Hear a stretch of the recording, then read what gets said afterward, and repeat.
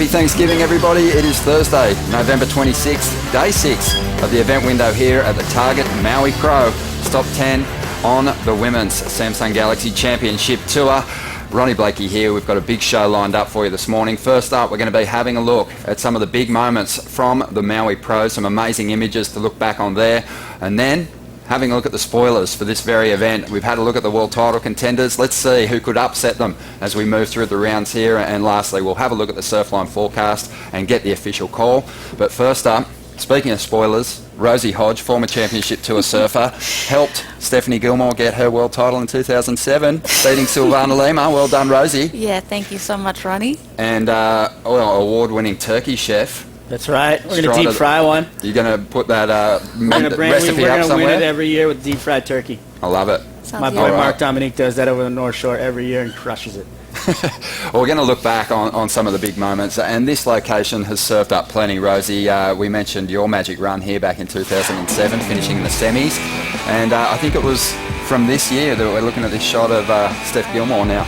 Yeah, it's so interesting just having this event on the calendar. I mean, this is just where you want to finish a year off. I mean, you look at the waves and the perfection that we've had in the past for the events, and it's such a special place. I know Steph probably holds this event in such high regard just because of the caliber of waves that we've had at these events in the past. Yeah, she's such a grom, you know, getting tubed at any minute possible. But look, there's our girl, Rosie Hodge, stepping it up.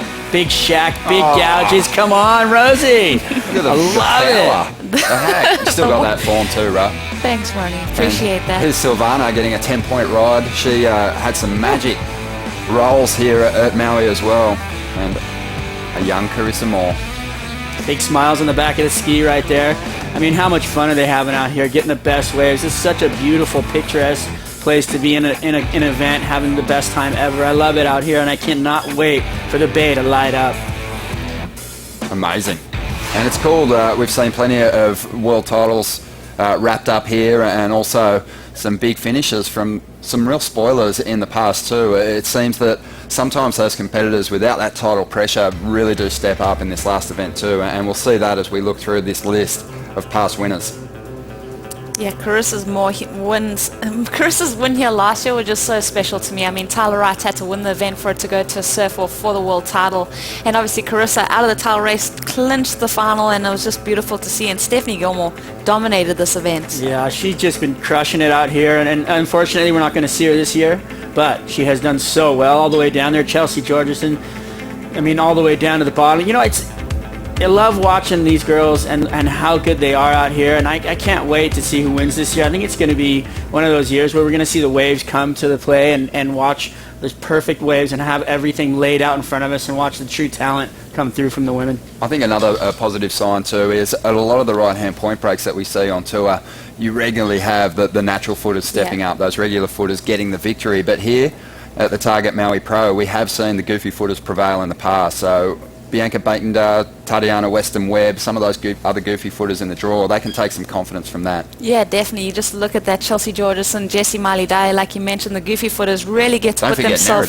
Nerida Falconer. You can't, you know, they really have that beautiful line that they can draw right into the pocket. I know, Strider, you're a goofy footer, you've surfed this wave, so, you know, that perspective is something special for you too. Yeah, it's an interesting wave. You don't even have to grab the rail when you take off on the backside at the cave. You really just, like, turn your shoulders and you're in the barrel. The thing just wraps around for you. So it's a really unique setup here, and for the backside women out there, they're going to be basically, you don't even have to grab, they just stand there and just get tubed all the way through. So I can't wait to see the cave light up.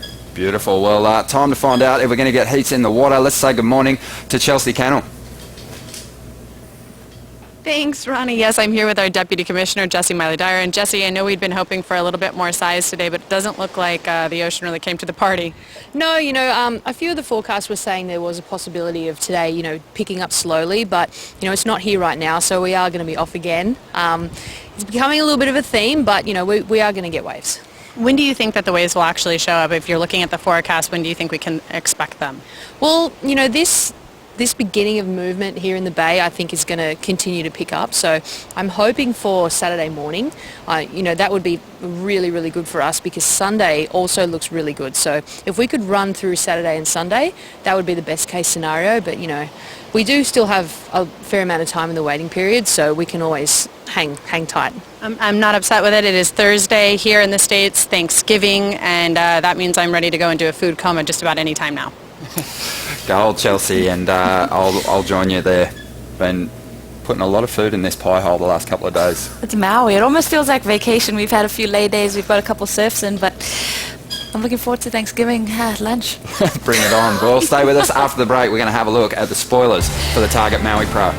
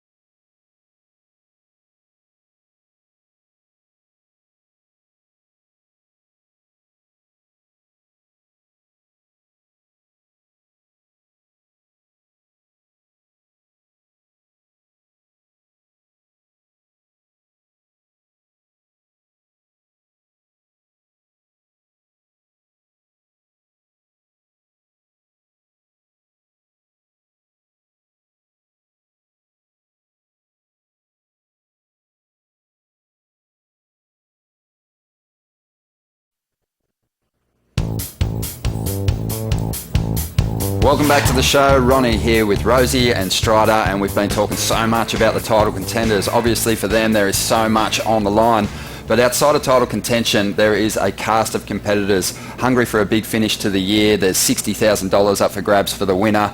You talk about bonuses for sponsorship deals. Making the top 5 can be crucial sometimes, and requalification also another big task for some of our competitors. But Rosie, who for you is going to be the real threat to those title campaigners in this contest? Well, like you mentioned, you look at the people that have set aside, those personal goals for themselves, and someone that's really impressed me probably since Trestles and even Fiji, where she really stepped up in bigger conditions and made the semi-finals, is Nikki Peterson. I think, Nikki's been putting a lot of effort, a lot of hard work into improving areas of her surfing that she saw as a weakness. I know she spent a lot of time with Mike Parsons just going through the big wave kind of scenarios and getting more comfortable in a bit of juice. So Becky Peterson, we're looking at her performance from last year in this event where she made the quarterfinals, was knocked out by Tyler Wright, who went on into the finals. So Becky Peterson, definitely her technique and her flow has just improved so much for me. She's also got that kind of competitive tenacity to make finals in Portugal. So I feel like this year she's really going to finish strong. I think you bring up a really good point. I think Lakey, you look back on this vision, she made the quarters here last season, but I think she's rounded out her surfing a little bit more, and she's really committing to those big rail turns, even harder these days. Yeah, she looks great. I think Mike Parsons is doing a lot of great coaching with her, kind of giving her, I think, kind of almost stepping back and letting her natural flow come into the game, because I think that's something that they were really fabricating each and every turn. Now they're kind of letting something come into her flow, back into it, and let her just be the surfer that she is. Been a strong year, hasn't it? Oh, definitely. I mean, that 13th place in France is kind of her throwaway for the year, but that result before that, making the final at Cascais, that's what's been so impressive about Lakey. Not only was she stepping up in Fiji, but also when it got challenging in Portugal, she was able to kind of find that flow and that form and find that competitive edge. Now, Strider, your threat for this event, it's a lady that just has so much potential, but she hasn't really tapped into it for a while at the CT level. Tell us a little bit about your threat? Well, Coco Ho has, she's got everything that she needs for, to have a world title run. She's got a lot of class. She's got a lot of style. She's got a lot of everything in between. She's got charisma. But when all of a sudden we saw her in France, which you're seeing on screen right now, a new Coco. And I think what happened is that the camp for Coco got a hold of her and said, hey, take out a little bit bigger board. Let the judges see what you're doing with that thing. And it really helped everybody get an eye on what she's actually doing. Her other boards were so small that you could almost not even see how good she was surfing and her flow. And now that she's got a little more under her feet, you can see everything that she's putting up. And the judges are actually taking notice of how much flow, how much power, how much technique that she's got for her surfing. I mean, she looks so good out in the water. She's got everything. She's got her pops in her corner. She's going to come down here to Honolulu where, her dad's got this place on lock. And it's really going to be great to watch that kind of coaching come through, because that is what you need out here. You need experience, and she's got all that in her corner. I mean, she's such a great surfer, and we didn't really see her light up till the end, but I think we're going to see her really kind of change some things on the game as this thing gets underway. I like it. I like that extra bit of length in the equipment. She has such a good critical approach to the pocket of a wave, but sometimes that tight transition just sort of seems to diminish the spray that comes off a rail. But in France, like you said, she looked like a completely new surfer, and she was probably the standout of the event. A little more board. For me, it's Tyler Wright. 2 runner-up finishes to the world title. I think that took its toll this year. It seemed to zap a bit of her motivation, but she came back in France, getting back-to-back victories over there in Europe, and just had an amazing run through this contest last year. She almost took it to a surf-off. If she had won this contest, it would have been really interesting to see what happened with Steph Gilmore, because Steph lost out pretty early in the event, and Tyler had the momentum going into the final rounds. I'm going to agree with you. I think Tyler has really switched gears. We saw her in lowers and she wore that loss against Carissa Moore, and now, going into that European leg, she just seemed way more fired up, more focused, and really put a goal, something to set her sights on and something to work towards. And I think Tyler, last event in Maui, I think she's really going to throw everything at it. Well, she's going to match kind of power for power too. She's got such a strong base. This wave has got so much juice, and to watch the two match up is going to be really fun to watch, and it's going to be interesting because she doesn't have the pressure, and she's going to have a lot of fun out here. Still an amazing year, despite the fact she finds herself outside of title contention. You can see that she is one of those just one of a couple of surfers that were able to wrestle an event win from Carissa Moore and Courtney Conalog with that huge victory over there in France. So definitely for me, one to watch in this comp, and looking for a big finish to the year to take some title momentum into 2016. Stay with us, because after the break, Martin Potter and Joe Topel will share their picks for the spoilers in this event.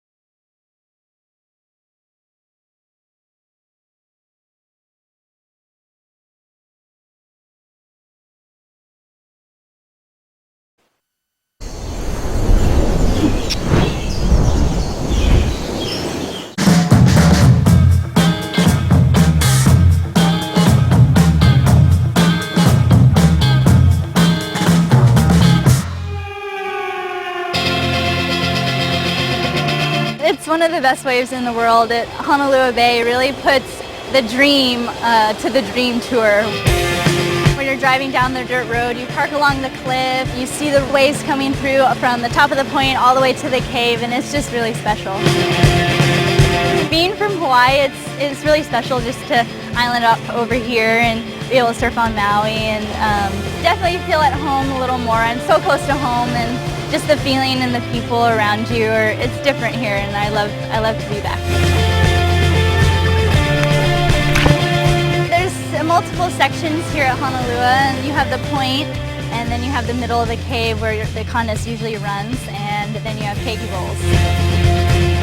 This place really likes a northwest swell, and that's where the cave works and has the barrel and the power, and the keiki bowl kind of comes at you and you get a really good end section hit, and north swells really kind of break to the point more. What I love the most about Honolulu is just the way it shifts and gives you a challenge every day and every swell. And it could be playful, it could be powerful, it's shifty, it's just an amazing wave to experience, and to see huge sets rolling through and a barrel just coming from the cave all the way into keiki bowls is just an amazing sight.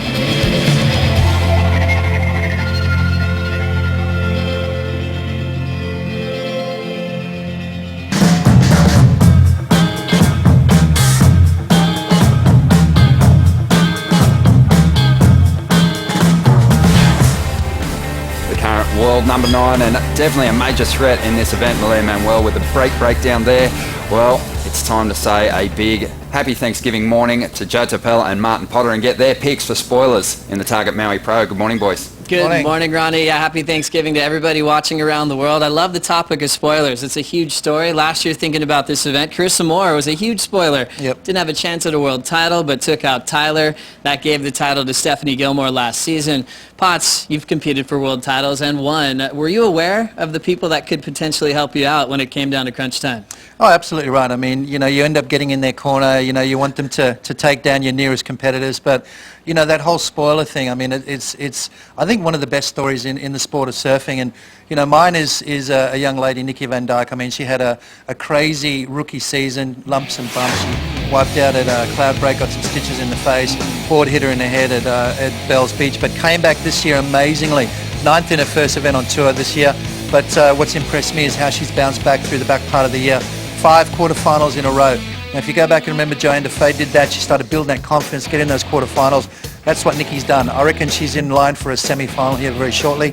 This could be the spot. I think she's surfing as good as she ever has, looking really confident. So she's my spoiler. And by the way, she's from Victoria, just down the road from where I live. So a little bit of a sentimental favourite as well. Well, Pot, seeing her requalify on the QS this season, did you see kind of the pressure release towards the last couple events on the CT, knowing that she was already going to be on tour next year? Absolutely right. I mean, she's up there as well on the CT events, but I think once she realised she was on tour for next year, it definitely did relieve that pressure valve, and we saw some good results from her. Let's hope that continues.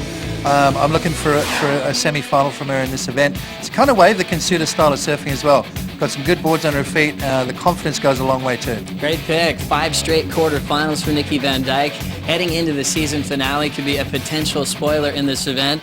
That spoiler is such a great topic. You kind of reminded of what happened at the Pipe Masters last year. Alejo Muniz played that role. Yep. Took out Kelly, took out Mick. That gave the title to Gabriel Medina. You think about certain surfers that can kind of separate themselves from the title stories and focus on their own game. I think, for me, Sally Fitzgibbons is going to play that role here at the Target Maui Pro. Former semi-finalist out here, former runner-up in the world. Last year we saw her under pressure to try to achieve a world title. Now she's looking comfortable, loose. She's got brand new JS's under her feet, just signing a deal with their equipment, and she is so fluid on this wave. She has multiple majors, reads this wave really beautifully at Honolulu Bay. And we remember, Potts, a couple years ago, she took out Tyler in a similar situation where Sally reminds everyone she has her own goals. She's not worried about the world title race. Yep. When she took out Tyler 2 years ago, that gave Carissa Moore her second world title. And last year's loss here stung as well. We had her on the desk a few days ago, and there's no more pressure for Sally. She's out of that race. I think she's a good pick, Joe. You might be onto something there. There we go. There's a lot of warm-up surfs. The training has been similar. She's got her dad on hand and recently engaged. If you missed that interview with Sally the other day on Down Patrol, check it out on WorldSurfLeague.com. coming into this event number 3 in the world, and she definitely wants to kind of transition a win here into a world title campaign for 2016. Loving the spoiler talk, but once again, it is Thanksgiving, Potts. What are your plans today? Eating turkey all day. I'm going to have a food coming by the end of the day, that's for sure. I love this day. Yeah, let the games begin. Let it begin. We're ready to eat. We're going to take a quick break. We'll dive into the Surfline Forecast. Coming up next here at Honolulu Bay, you're watching the Target Maui Pro. Stay tuned.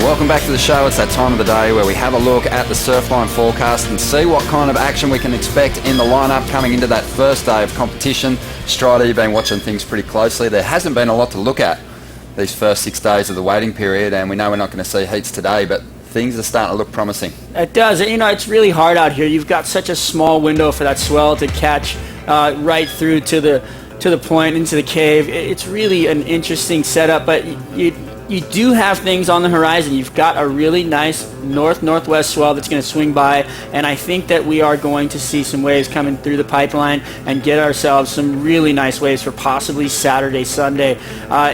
Unfortunately, you know, Turkey Day usually is pumping. This year, not so much, but look at it coming up on Friday into Saturday, and then Sunday there's going to be waves as well. So I'm hoping for a Saturday, Sunday, bang, and we get some great waves on the weekend. Everybody can come down, check out the event, and the girls can have a heyday out here with some nice 4 to 6 foot perfection. Rosie, just looking at that forecast and what's going to be on offer for the competition, do you think that it gives either of the title contenders a leg up when you think about the size of the surf? Well, you know, we've been talking about Courtney's ability to charge, and then Carissa, you know, she's really good on kind of medium-sized waves. And if I look at what we have on offer, I think it's going to really even out the playing field. I think it's going to be playful perfection out here at Honolulu Bay, which really gives the girls equal opportunity to go mad. Well, you know what, that forecast for us, I think we're going to see that mid-range, and I think we're going to see everybody coming to the party and be able to get everything out on the table. We're going to see a really good match. It's going to be fantastic. We had amazing conditions here at Honolulu Bay just last season. We're going to leave you with some highlights. We'll see you tomorrow for Dawn Patrol, and we'll see if we can get some competition underway.